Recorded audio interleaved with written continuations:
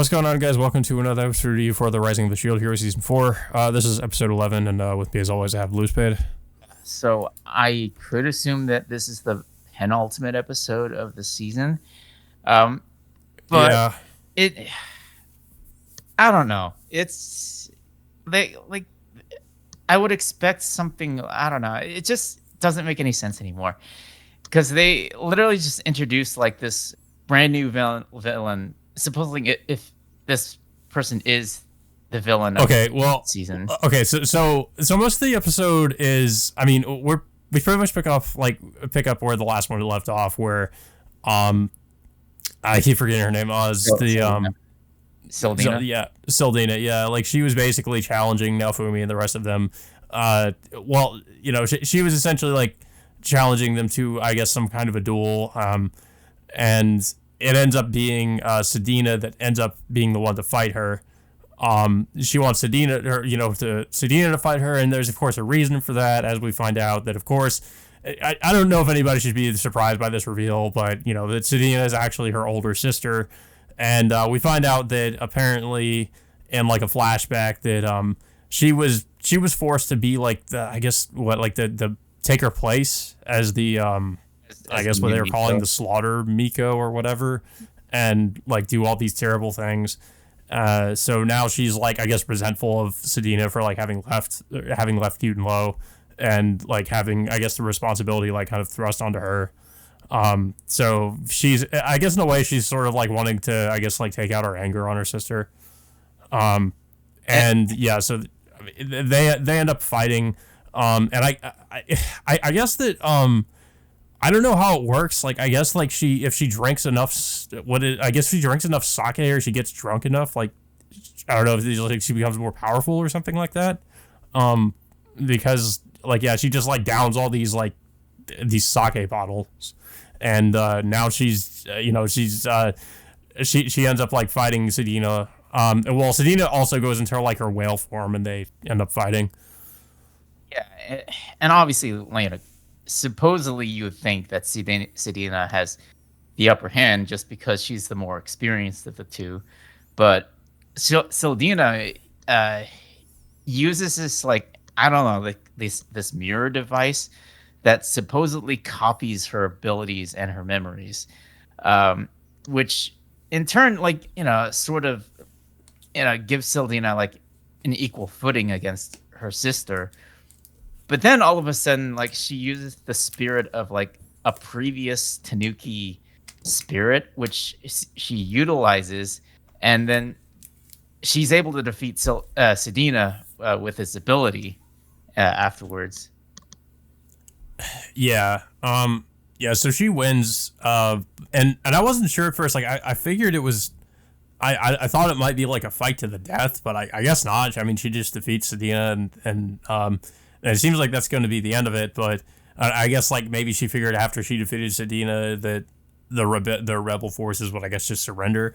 But I guess the spirit that is possessing her just goes out of control, and I guess just completely takes over, and now she's like transformed into the spirit that's been possessing her, and you can tell it's like somebody else, because like when she's possessed by this spirit, like she kind of talks differently. So I guess, we're to assume it's somebody else that's actually like taking control of her. And we still don't know who this person is, but we see it's revealed to be like a Tanuki demi-human that looks fairly similar to Raftalia.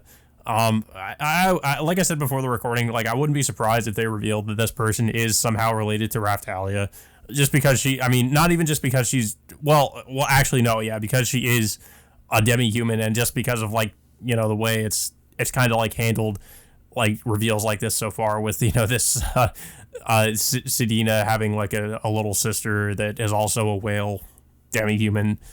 So I wouldn't be surprised if this person's also somehow related to Raftalia. But I don't know. Like, we don't, like I said, we don't even know who this person is, and they never really say who she is in this episode. She just decides to, I don't know, like she decides to leave after she reveals herself, and for whatever reason, like I don't really get it. Like, maybe she's just like out for herself. Like, she's not really doing things for the Emperor. Maybe she's just, I don't really know. We don't really know like what her motivations or her objectives are, so it's not really clear like why she's doing what she's doing. But after she reveals herself, she goes to the capital and starts just destroying everything. Like she attacks the main temple where the Emperor is, and like just starts killing people. Yeah, and what was it? I think. Well, she also goes after Machina. What was it that Fox demi-human? Yeah. So we mentioned this before the recording too, that we thought that I guess Machina, like the Fox demi-human that was the advisor to the Emperor, like that she was going to do something, but she hasn't really done anything through the whole season. Like the only, I mean, she's really done nothing. She's just sort of like sat there and ordered people around. So I mean, it would have been interesting, I guess somewhat interesting, if she actually, took things in her own hands and actually did something. But I don't know. It seems like this like Tanuki demi-human is going to be like the villain they have to defeat. I don't know. I think, what Machina was trying to do before the spirit demi-human like arrives to cause havoc, like she was looking to hoard all the treasure in the palace so she can escape as a fallback plan if the rebels end up infiltrating the castle. But I mean, she kind of just reminds me a lot of mine. Yeah. She's pretty much almost like the same kind of character. Yeah, more or less. But then all of a sudden, so the spirit Miko ends up she just like kills almost everybody over there, and then we don't even know what happened to Machina. I mean, we could assume that she's dead too, but it's not really clear. We don't really actually get to see it. But now Fumi and the others end up arriving there just shortly after the mayhem started. And some of the soldiers are afraid at the sight of Raphtalia because she looks exactly like her. And then soon after, like they finally come across the spirit Miko that's possessing Sildina. And also I think it was also revealed that I guess Sildina, like, it says like they said her spirit, I guess, is trapped in that card, or it got like, I don't know if it got like trapped in that card after the spirit Miko just took over. Yeah, more than likely, and I guess now Fumi and the others are gonna look to free her spirit and have her regain her body in a way. But the other thing that I was like somewhat confused about, like, because I just assumed that Sildina knew that Naofumi was with the rebel army, but I guess she didn't, because I mean in this episode it's like she sees that Naofumi's with them and she acts like she's genuinely surprised by it. But I thought she already knew this, but I guess she didn't. I don't know. Like I was kind of surprised that she actually didn't know. But I don't know. It's just, I mean, she obviously saw him with Raphtalia during that parade just a couple episodes ago. I don't know. And I thought that was like part of the reason, like why she was sort of trying to kind of like get close to him was because she knew that. But I don't know. Like it just seemed like she just randomly came across him out of nowhere. And I mean, obviously Naofumi didn't really tell her that he's the shield hero, and probably but we also know that she was like a spy for the Emperor, or she was working for them. So I mean, I was kind of assuming that that was the reason why she was like trying to get it, sort of like talk to Naofumi. But I don't know. I guess not. Yeah, I guess like you said, it was just sort of like it's just kind of like coincidental. But mixed feelings. So I mean, I honestly like I have mixed feelings about the whole season. But I mean, this episode just I just feel like this is something that just feels like it almost should have been built up to a little bit more than it was, because it just kind of feels like it sort of comes out of nowhere. This like Tanuki spirit takes over. We have no idea who she is.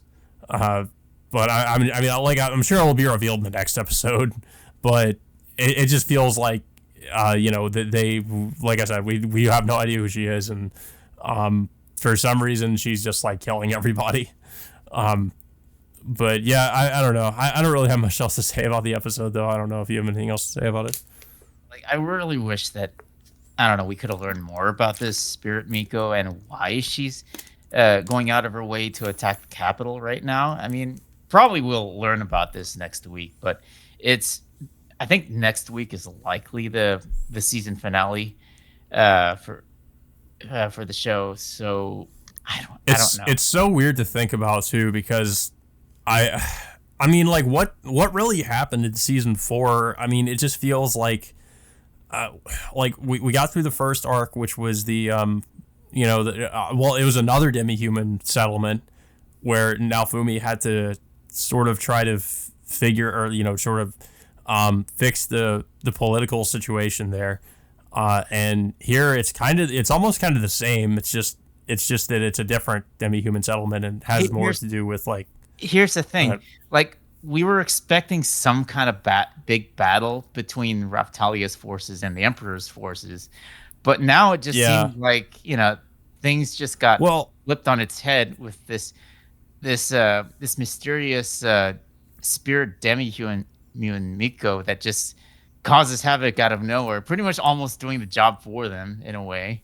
yeah, I mean, I was actually expecting it to be more like focused on Raftalia, like maybe it would be almost like a character arc for her, but that's not really what happened. Like, I mean, it kind of focuses on her a little bit, but we don't really get much of anything with her having any kind of like an arc or anything.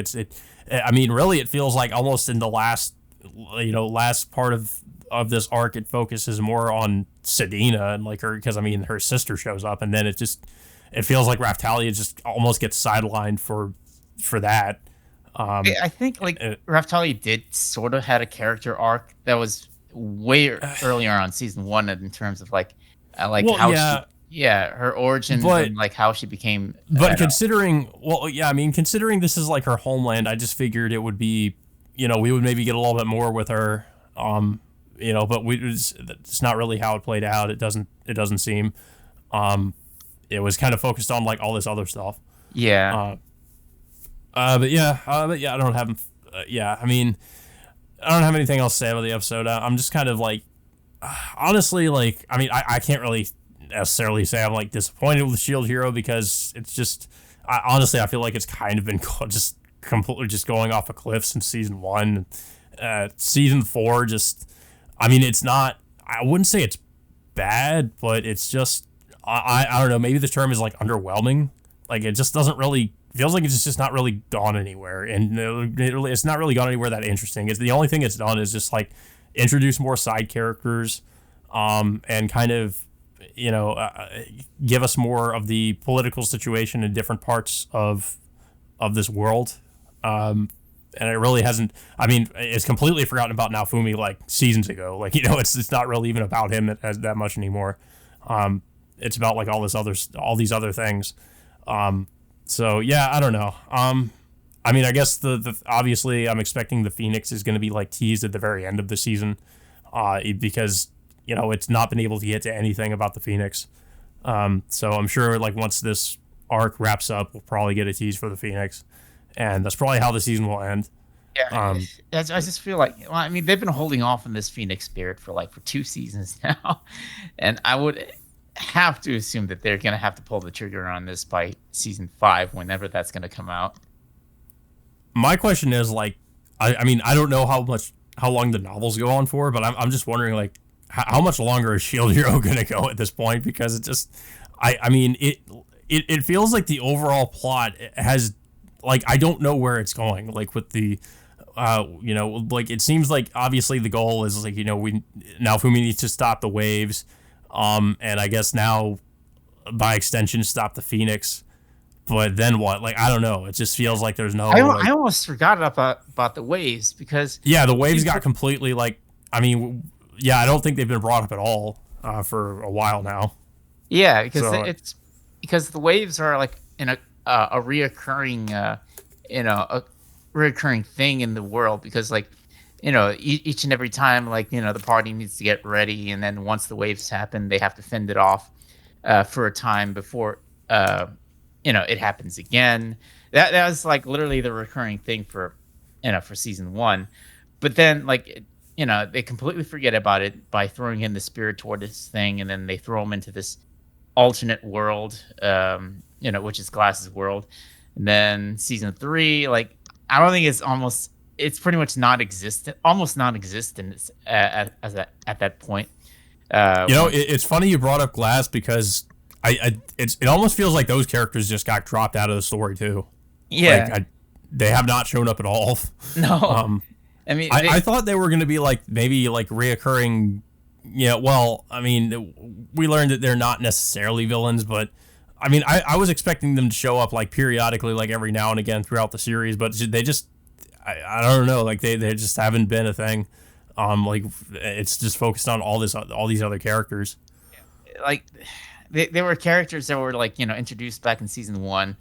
Their world was hinted at, since then, and the reason why they also fight the waves too. But it's just now like they just settled that whole thing, like, right by the end of season 2, which is of course really short, by the way.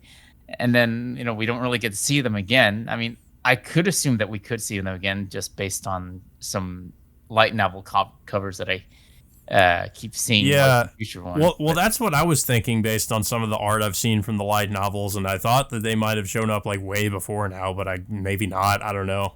But I guess we'll see. I honestly, I just have no expectations. I kind of had. Well, I didn't really. I don't know, honestly, I didn't really have any hope for this season after season 3, but it just, I don't know. It just feels like it's not really much of an improvement, if it even was one.